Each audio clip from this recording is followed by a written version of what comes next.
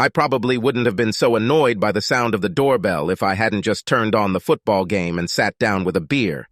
With my wife and 3 daughters out shopping for prom dresses, I had the rare opportunity to spend a Saturday watching sports without interrupting housework. Such a case deserved my full attention. I headed for the door, secretly praying for the instant and painful death of all Mormons and sellers of whatever. Preparing to rush to get rid of my unwanted guest, I slammed the door open, only for my bad mood to become much worse. "I don't think you've become a Mormon, do you?" were the first words that came out of my lips when I looked closely at my ex-wife for the first time in more than 18 years. To say that Vivian was a little embarrassed by my first salvo would be an understatement, as she just stood there with her mouth open. I spotted the late episode Mercedes in my driveway, and the small boulder she still wore as a wedding ring, and assumed she remained married to Dr. Jerry Spaulding. Vivian seemed to recover slightly from her dazed state when she finally answered. "No, Thomas, I'm not a Mormon," she stated as we both looked at each other. "Why on earth would you ask that?" "Well," I answered, seriously, "this is perhaps the only thing that could make everything even worse. Why are you here, Vivian?" Vivian suddenly seemed unsure of herself, and I took the opportunity to compare this latest version with the Vivian I had known all these years. At 44, Vivian was still a beautiful woman, her long blonde hair now a stylish shoulder length, and her figure now a fuller version of the lithe young woman I had fallen in love with during my freshman year of college. The lines that had always been at the corners of her mouth now seemed to point a little downward, and the green eyes that had initially captivated me seemed a little sadder, but otherwise she was just an older version of my first love. "I was wondering if I could talk to you about Benjamin?" Vivian ventured, her eyes meeting mine in a kind of quiet plea. I noticed she was twirling her fingers, and for the first time, I realized how nervous she was about coming to me. "Why would I want to talk to you about Benjamin after all these years?" I asked incredulously. "Well, he's still your son," Vivian said hastily, as if trying to convince me of this statement. Her eyes left mine as she saw the momentary flash of rage. "My son," I roared. "You have the nerve to come here after what you did to me and say that." I was actually spluttering, drops of saliva flying out of my mouth as anger consumed me. "I knew it was a bad idea," Vivian muttered, turning away from me. I just had to try. Surprisingly, I heard my wife's voice in my head.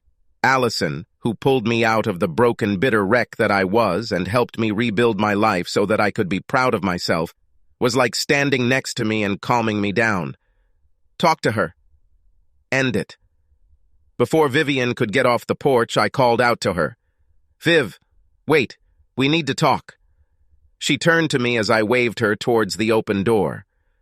"Let's go inside and sit down."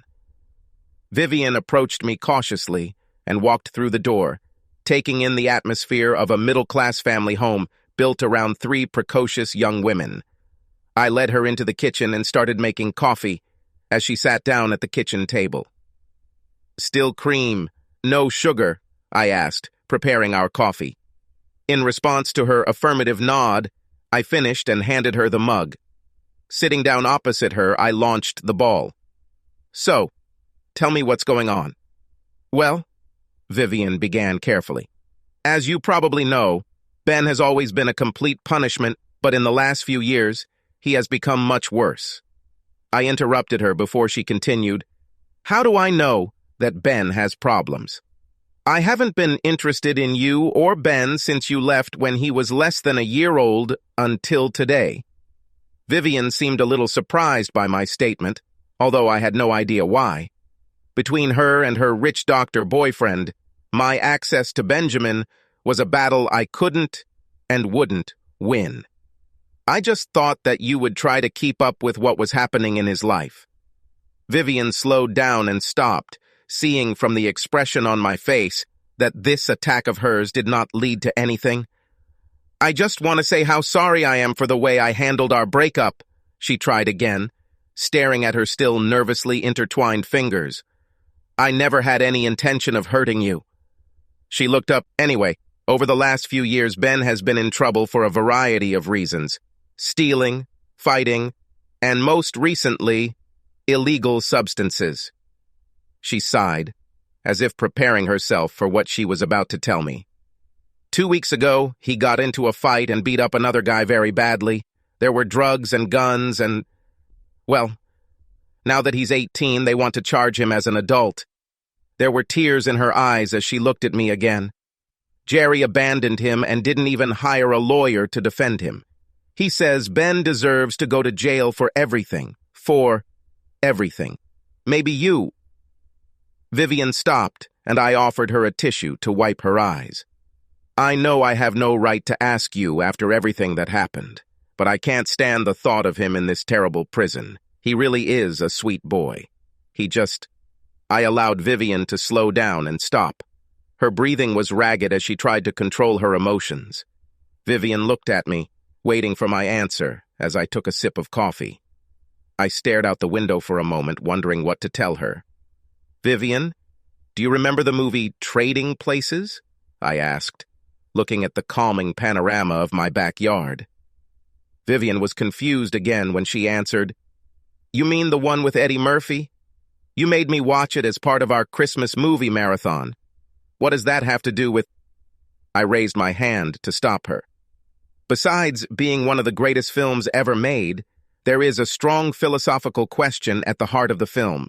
I continued, knowing that Vivian was more than a little puzzled as to where I was going with this.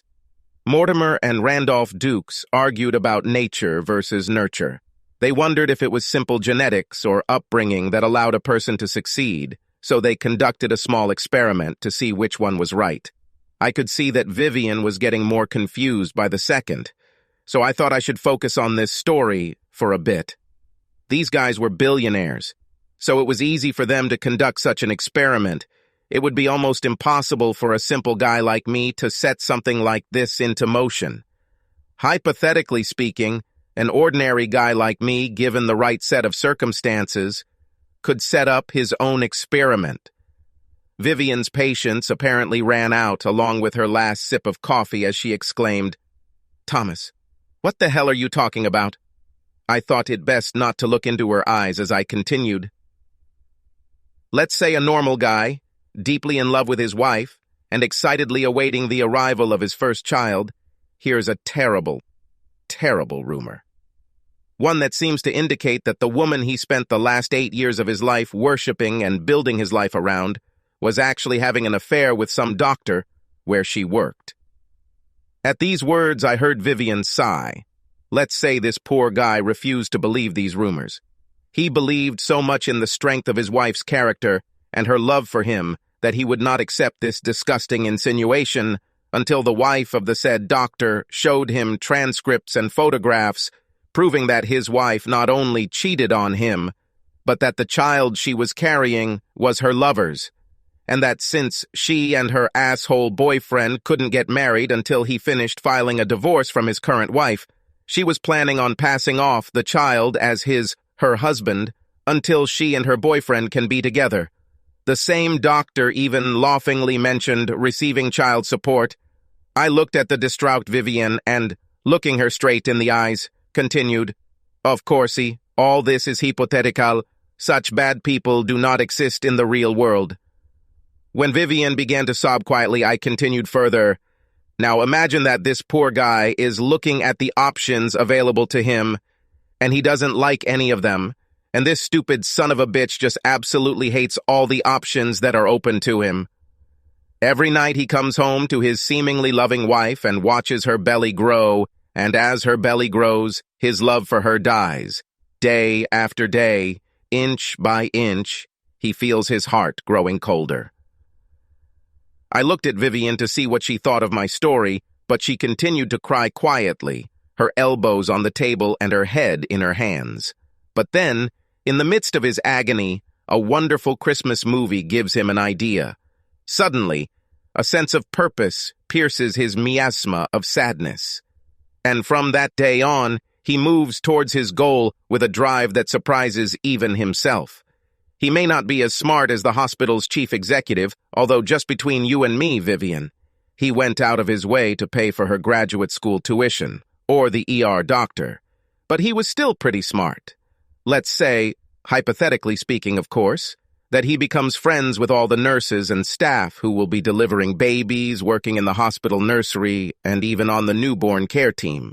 Heck, he might even be with them at Christmas parties in hospital, accompanying his wife. He may see them many times as part of childbirth classes. He may even have met some of them for coffee as a nervous dad-to-be in need of reassurance. Well, Vivian, I don't need to tell a smart man like you that such a man, with the help of a vengeful doctor's wife, might have a chance to do something to finally prove the great hypothesis of Mortimer and Randolph Duke. I think at this point Vivian began to understand where this story was going. She was smart, and suddenly her sobs slowed down and stopped. Let's assume that this great visionary somehow managed to hide from his wife that she was literally killing his heart every day, desecrating every memory the couple had, desperately hoping for his support, planning to gut him personally and financially until that moment, as soon as she and her lover can agree to be together. Once again, Vivian, this is a completely fictional story. Such monsters were invented to scare small children. I'm sure none of us could think of someone so heartless, so wicked, that they would do this to someone they supposedly loved. Vivian chimed in with sadness in her voice. I thought I was in love. I completely lost myself in him, and I didn't. I stopped her again with a quick shake of my head. Hush, Vivian. You're ruining the story, and I'm just getting to the good part. Well, our hero, driven by his only scientific goal, everything was in place now. He just needed to get things started. Luckily for him, his wife no longer cared about him at all. Otherwise, she would have seen the darkness, which from time to time enveloped him in deep depression, and only a sense of scientific duty kept him afloat.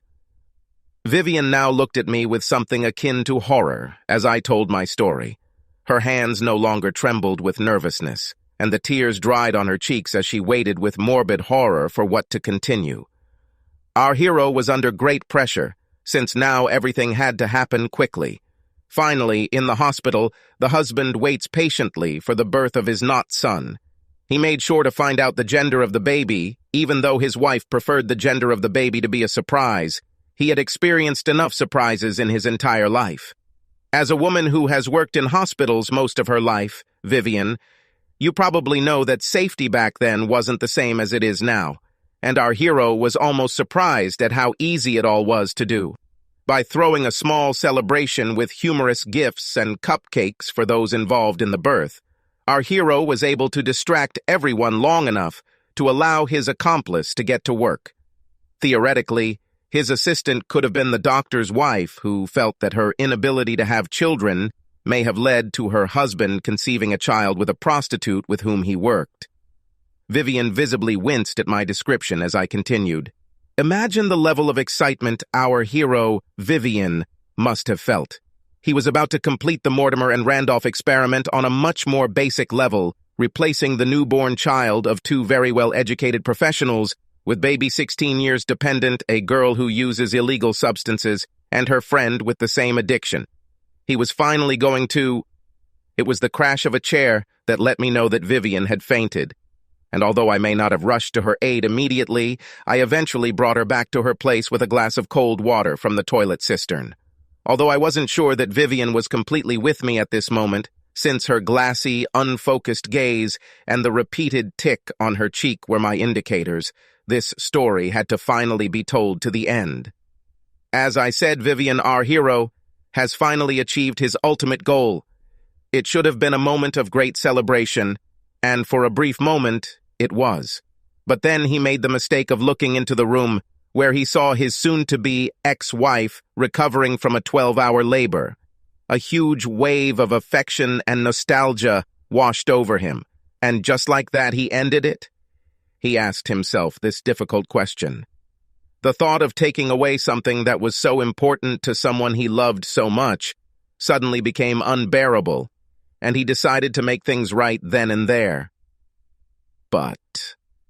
And Vivian, you're going to want to hear this part because it's really important to this hypothetical story. Just when he was about to finish his experiment, something happened that allowed him to fulfill his purpose and led to events that have been going on for 18 years until you arrived here today.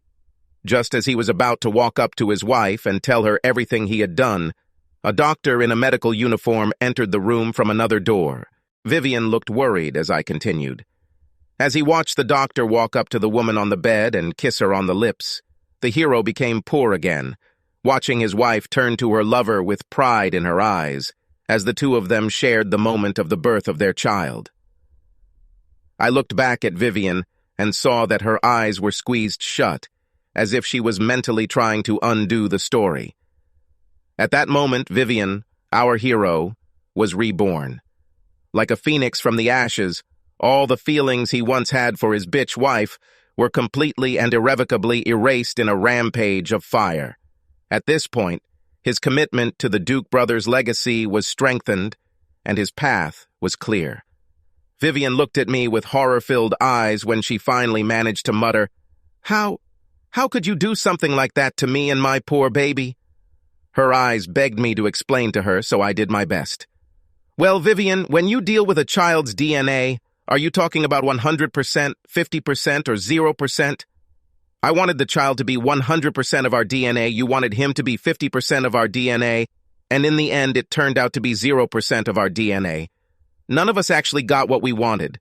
I smiled encouragingly, hoping she would understand my apparently reasonable logic. I saw that Vivian's brain was desperately trying to break through the clutter created by my revelation. As I noted earlier, other than turning into a terrible person, she was always very smart. It only took her a few moments to get to the point. "The only way to know the result of your experiment is if you know what both children turned out to be like. You just found out how Benjamin is doing."